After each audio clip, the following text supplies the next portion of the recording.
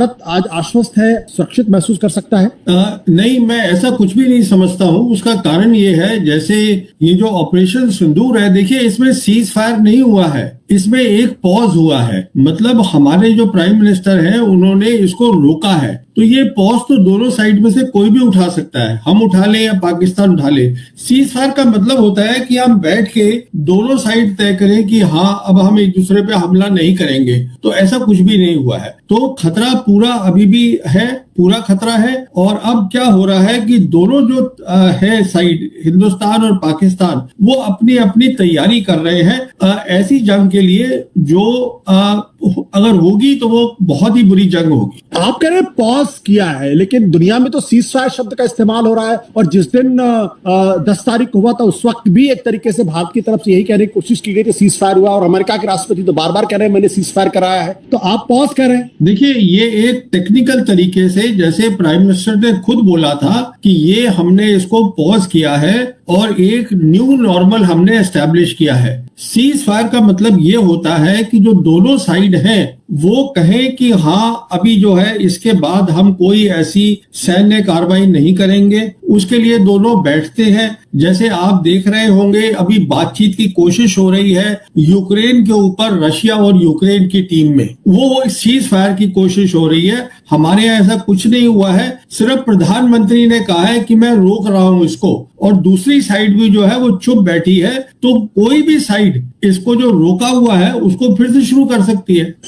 इसका मतलब है कि ऑपरेशन सिंदूर जारी है, लेकिन उस तरीके की तो कोई घटना दिखाई नहीं पड़ी। तो 7 तारीख को हुआ या 8 तारीख को हुआ या 9 तारीख को हुआ या 10 तारीख को हुआ, एक तरीके की शांति पूरी तरीके से। देखिए, अभी ऑपरेशन सिंदूर जारी है और इसलिए आपको वो घटना नहीं दिख रही है क्योंकि अब तैयारी के उसमें दोनों तरफ आ गए हैं। पाकिस्तान अपनी तैयारी कर रहा है, हिंदुस्तान अपनी तैयारी कर रहा है, क्योंकि ये तय है कि जब तक ये मामला सीज फायर नहीं होता, जो अभी तक नहीं हुआ है। अच्छा, सीज फायर के लिए पाकिस्तान ने अपनी शर्तें रख दी हैं। वो कह रहा है कि हमको नॉर्मल रिलेशन चाहिए हिंदुस्तान के साथ। अगर आप पानी की बात करेंगे, अगर आप ट्रेड की बात करेंगे, और सबसे इंपॉर्टेंट अगर आप कश्मीर पे बात करेंगे, तो हमने इसमें कोई अभी बात नहीं करनी है। तो अभी जो है, जो आपने 4 दिन देखा था वो आपने एक्शन देखा था, अभी वो एक्शन की तैयारी हो रही है। आप बात एक्शन की तैयारी हो रही है पाकिस्तान की तरफ से, और पाकिस्तान और चाइना मिलकर एक बड़ी जंग की तैयारी कर रहे हैं। और चाइना की मुकम्मल सपोर्ट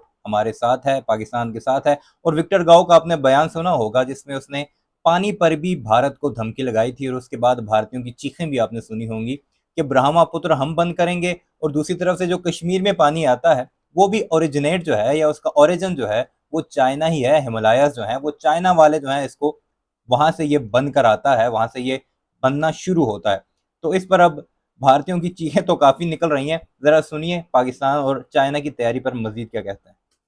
आप बार बार कह रहे हैं एक्शन की तैयारी हो रही है, लेकिन अब एक्शन क्यों होगा? क्योंकि अब तो पहलगाम जैसा कोई प्रोवोकेशन तो है नहीं, या आपको लग रहा है कि पहलगाम जैसा कोई प्रोवोकेशन आ सकता है? देखिए, ये प्रोवोकेशन आए या नहीं आए, जैसे मैं आपसे कह रहा था कि अगर आपने पॉज किया है और ये बहुत बड़ा ऑपरेशन था, पहले मैं आपके व्यूअर्स को ये बता दूं, ये एक ऐसा ऑपरेशन था जिसमें 4 दिन के अंदर हिंदुस्तान पाकिस्तान ने वो चीजें इस्तेमाल करी हैं जो किसी जंग में नहीं करी। तो वो मिसाल के तौर पे हमारे दोनों के जो हवाई जहाज थे, जिसको हम बोलते हैं 4.5 जनरेशन, वो यूज हुए हैं। मिसाइल्स यूज हुई हैं, क्रूज मिसाइल्स यूज हुई हैं, पहले कभी नहीं हुई हैं। फिर इलेक्ट्रॉनिक वॉरफेयर बहुत ज्यादा यूज हुई है। फिर उसके बाद हमने ब्रह्मोस का इस्तेमाल किया है, हमने S-400 यूज करा है। तो उस तरफ से भी उन्होंने साइबर का इस्तेमाल किया है। कश्मीर की जो साइट्स थी वो अभी भी कई बंद पड़ी हैं। कहने का मतलब ये है कि ये दोनों साइड जो है, मेरे असेसमेंट में अभी एक बड़ी लड़ाई के लिए तैयार नहीं है। दोनों चाहते थे कि इसमें रोक आए, वो रोक आ गई है। अब दोनों तैयारी कर रहे हैं। अब आगे क्या होगा, आतंकवादी हमला होगा या उसके बिना कुछ होगा, ये कहना अभी मुश्किल है। पर अगर तैयारी हो रही है, और साथ में 2 बातें और देखिएगा, पाकिस्तान की तरफ से जैसे आपने बताया, जो आसिम मुनीर है आर्मी चीफ, वो आज भी आर्मी चीफ है, पर उनका रैंक जो है 5 स्टार कर दिया है। इसका मतलब ये है सिर्फ वही फैसले लेंगे लड़ाई के और पीस के हिंदुस्तान के साथ। और चाइना अब खुलकर सामने आ गया है कि हाँ हम सपोर्ट करेंगे पाकिस्तान को। तो कहने का मतलब ये है कि ये एक बहुत टेंस सिचुएशन है, इसको आपके व्यूअर्स को समझना चाहिए। अभी कोई सीज फायर नहीं है। बिल्कुल, आपने कहा बहुत टेंस सिचुएशन है, लेकिन पॉज करने की मजबूरी कह लें या पॉज करने की जरूरत क्यों पड़ी? क्योंकि हमारे जैसे प्राइम मिनिस्टर ने या हमारी साइड जो बोल रही है, हमारा सिर्फ एम ये था कि हम टेररिस्ट इंफ्रास्ट्रक्चर को उनके घर में घुस के मारे। उनका एम ये था कि जब उन्होंने अगले दिन अपना ऑपरेशन किया, तो क्योंकि उनकी हम सरहद के अंदर हमने अपनी मिसाइल्स छोड़ी, तो उन्होंने भी अपना ऑपरेशन किया। जैसे मैं आपसे कह रहा हूं, दोनों साइड तैयार नहीं है अभी पूरी लड़ाई के लिए, जिसे हम कहते हैं फुल फ्लेजेड वॉर, उसके लिए तैयार नहीं है। पर दोनों साइड ने अपना एक्शन करके दिखाया है, और दोनों साइड जो है उन्होंने क्या क्या हासिल किया है वो दोनों साइड को पता है। सानी साहब, एक इंटरेस्टिंग बात आपने कही, चीन खुल के उनके साथ आ गया है। अगर इस लड़ाई की अगर कोई एक बहुत ही हिंदुस्तान के chief of defence staff general Anil Chauhan ने कबूल लिया है कि हमारा रफेल या नॉट रफेल, हमारा हवाई जहाज गिरा है। कितना गिरा है उन्होंने कहा वो उसको छोड़िए, उन्होंने ये भी कबूल लिया है कि हमने फिर 2 दिन तैयारी करी और फिर 10 तारीख को हम खुल के दोबारा गए लड़ाई करने के लिए अपने हवाई जहाजों के साथ। तो सबसे बड़ी बात मेरे हिसाब से इस 4 दिन के ऑपरेशन की थी कि हवाई जहाज फाइटर्स का इस्तेमाल करना, और उसका क्या नतीजा निकला।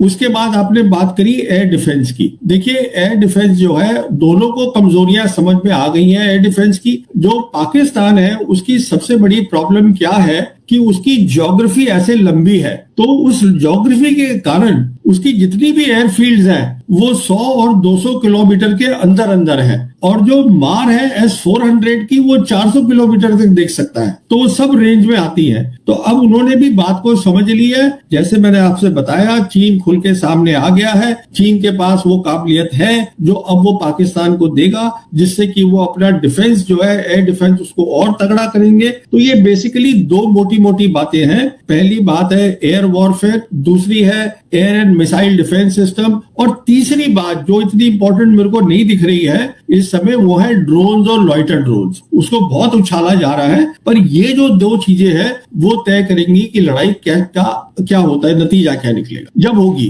जो ग्लोबली इस वक्त चर्चा हो रही है वो चीन के हथियारों को लेकर चर्चा हो रही है, उसमें कितना दम है? क्या ये किसी प्रोपेगेंडा का हिस्सा है, या माना जाए कि चीन ने एक नेक्स्ट जनरेशन हथियार बना लिए हैं जो यूरोपियन कंट्रीज के लिए और अमेरिकन के लिए चिंता का सबब हो सकते हैं, या उनके हथियारों की जो क्रेडिबिलिटी है उसको सवाल खड़े हो सकते हैं? देखिए, जो चीन का हवाई जहाज है और जो मिसाइल है जिसको हम बोलते हैं, उनका हवाई जहाज था J-10 और उनकी मिसाइल थी PL-15। अब आप खुद देख लीजिए, जो डेसॉन एविएशन है जो रफेल बनाते हैं, जब हमने कबूला भी नहीं था कि हमारा कोई जहाज गिरा है, तो उसके स्टॉक प्राइस नीचे चले गए थे, और जो ये बनाते हैं J-10 उसके स्टॉक प्राइस ऊपर चले गए थे। और आप सारे, ये बात आपने सुनी है। और इनके GD बख्शी कहता है कि चाइना की जो चैंगडू कंपनी है उसके स्टॉक नीचे और रफाल के ऊपर गए। यहाँ से आप अंदाजा लगाइए कि GD बख्शी हो, गौरव आर्या हो, या भारत का मेन स्ट्रीम जितना भी मीडिया है, जिसे गोदी मीडिया हम कहते हैं, वो कितना ज्यादा झूठ बोलता है अपनी आवाम के साथ। और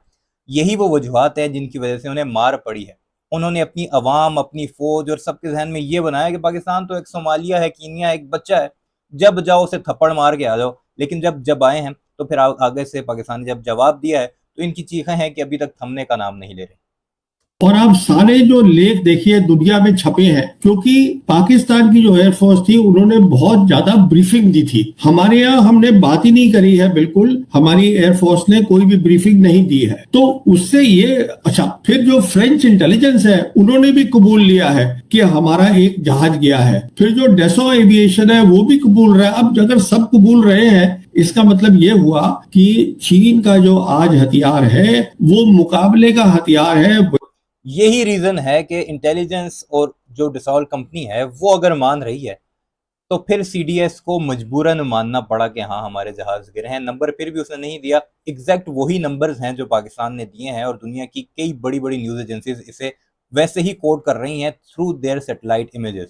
क्या है वेस्ट के और नेटो के मुकाबले का, मैं तो ये कहूंगा उससे थोड़ा सा बेहतर है। आपने कहा थोड़ा सा बेहतर है, और चीन पूरी तरीके से पाकिस्तान के साथ है, तो ये भारत के लिए खतरे की घंटी है, या भारत चीन और पाकिस्तान दोनों की कंबाइंड एयर डिफेंस का मुकाबला कर सकता है? नहीं, देखिए ये बहुत बड़े खतरे की बात है जो हमको असलियत समझनी चाहिए, और खतरा इस बात का है, मैं आपको बताता हूँ। क्योंकि चीन उनके साथ खड़ा है, उनके पास सप्लाई जो है वो बहुत तेज आएगी पाकिस्तान के पास। तो इसका मतलब ये है लड़ाई की तैयारी वो जल्दी कर पाएंगे। हमारे केस में अभी हमें ढूंढना है कि 5th जनरेशन एयरक्राफ्ट कौन सा आएगा। अभी आमका की बात हो रही है हमारे इंडिजिनस वाले के, उसके बाद अमेरिका कह रहा है हमारा ले लो, फिर रशिया कह रहा है हमारा ले लो। कहने का मतलब ये है कि वो तैयारी ज्यादा तेज कर पाएंगे क्योंकि चीन उनके पीछे खड़ा है और चीन खुल के खड़ा है। ये बात समझने वाली है। जो चीन की टेक्नोलॉजी की जो एडवांसमेंट है वो कितनी आगे है? क्या वो यूरोपियन जो वेपन सिस्टम है उनसे बेहतर है? देखिए, चीन अभी सिर्फ एक ही मुल्क है पूरी दुनिया में जिसने 6th जनरेशन एयरक्राफ्ट के 2 प्रोटोटाइप दिखाए हैं, और चीन ने के पास आज की डेट में 5th जनरेशन के 2 हवाई जहाज है, J-20 और J-35A, जो अब वो पाकिस्तान को दे रहे हैं, जिसका बातचीत हो चुकी है। तो हमें ये वेस्ट का प्रोपेगेंडा होता है कि जो चीन की जो इनोवेशन है उसको आप नीचे करके दिखाइए। चीन ने डीप सीक करा है आर्टिफिशियल इंटेलिजेंस में, तो चीन की बहुत सारी उपलब्धियां हैं। तो हिंदुस्तान में भी लोगों को एक रियल तरीके से असेसमेंट करनी चाहिए कि चीन जो है आज सिर्फ कॉपी नहीं करता है, चीन बनाता भी है नई चीजें और अच्छी